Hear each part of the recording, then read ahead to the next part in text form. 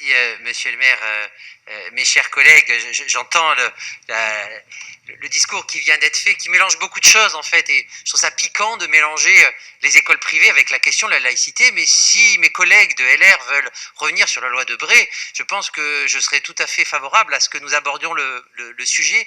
Vous avez noté que sur la question des écoles privées, nous n'avons jamais parlé de la question religieuse, c'est vous qui en parlez vous-même, donc j'imagine que vous faites le lien. Nous avons toujours parlé de la ségrégation, donc c'est deux choses qui n'ont absolument rien à voir, mais visiblement vous mélangez. Et donc, vous nous parlez de crèches avec beaucoup de principes sur la laïcité, de beaucoup de choses sur la République. Moi, je vais citer le programme de la SFIO sur la question, en fait, qui remonte à 110 ans, donc un programme du parti qui a posé, en fait, la laïcité. Je pense que dans les bancs de l'Assemblée nationale, cette loi, on sait d'où elle vient, en fait, précisément.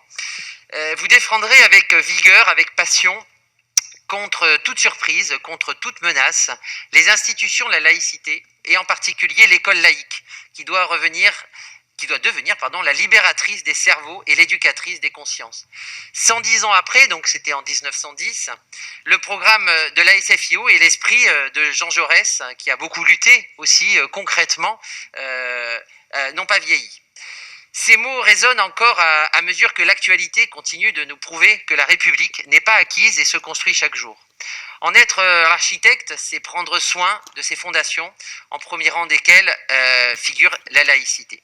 Chers collègues, beaucoup d'entre vous ne sont pas à convaincre, d'autres visiblement toujours, mais l'ADN de la gauche, c'est la laïcité, a récemment déclaré Olivier Faure. Dans un contexte agité par les débats sur les séparatismes, la logique serait donc à l'exemplarité, à la garantie d'une république une et indivisible dans laquelle les collectivités ne subventionnent pas les institutions liées au culte, puisque c'est ce dont nous parlons, contrairement à ce que vous essayez d'insinuer. À une république qui, je cite la loi, rien que la loi, toute la loi, une république qui ne reconnaît, ne salarie, ni ne subventionne aucun culte.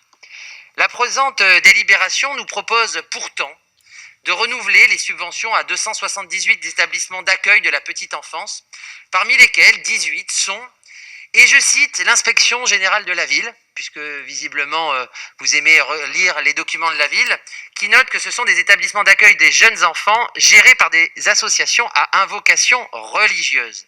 Alors nous savons que ces crèches sont héritées d'un passé lointain, notamment mise en place sous la droite, bien sûr. Ces crèches visent pour certaines à promouvoir, alors je cite, parce que je pense qu'il y a les grands discours, puis après il y a la réalité du terrain, donc je cite, guillemets, à promouvoir une vision de la famille éclairée par l'enseignement de l'Église. Vous allez me dire que c'est pas confessionnel ? Une crèche qui vise à promouvoir une vision de la famille éclairée par l'enseignement de l'Église ? Des crèches qui veulent s'inspirer de l'enseignement social de l'Église catholique ? C'est pas religieux ? Enfin, excusez-moi, les mots ont un sens. Ou alors on parle dans le vent. Pour d'autres, les valeurs morales universelles de la Torah guident nos pratiques au quotidien, leurs pratiques au quotidien.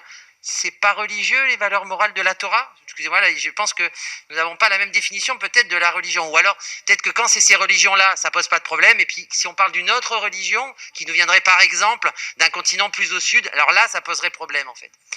Rappelons que du fait de la délégation de services publics, ces établissements sont censés fournir un service qui n'a pas de caractère confessionnel. Et pourtant, la ville continue à subventionner de telles crèches. L'Observatoire parisien de la laïcité avait pointé du doigt le paradoxe dans son rapport sur le sujet, sans effet jusqu'à présent. Les crèches se sont engagées à ouvrir tous les jours, effectivement. Mais on constate que dans certaines crèches, sur 60 berceaux, aucun ne sont occupés. Vous faites des petites probabilités, aucun berceau occupé sur 60. Quelle est la probabilité pour que ça arrive ? Alors il y a des gens qui ne travaillent pas le vendredi après-midi, mais il y a aussi une probabilité non nulle, voire égale à 1 pratiquement, que en fait il y a eu des distinctions d'origine religieuse dans le recrutement sur ces berceaux. Nous respectons que de telles crèches puissent exister. Essayez d'écouter. S'il vous plaît, s'il vous plaît, notre assemblée a écouté Jacques-Yves Bobot dans le calme. Je vous propose qu'il en soit de même pour Jean-Noël Acquois. Merci. Et vous décompterez le temps. Nous respectons que de telles crèches puissent mener à bien leur mission. C'est pas un souci. Laïcité oblige. Mais pas avec des subventions publiques. Laïcité oblige aussi.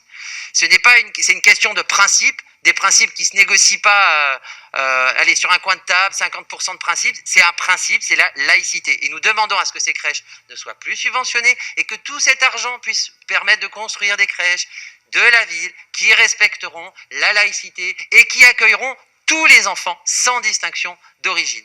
Je vous remercie.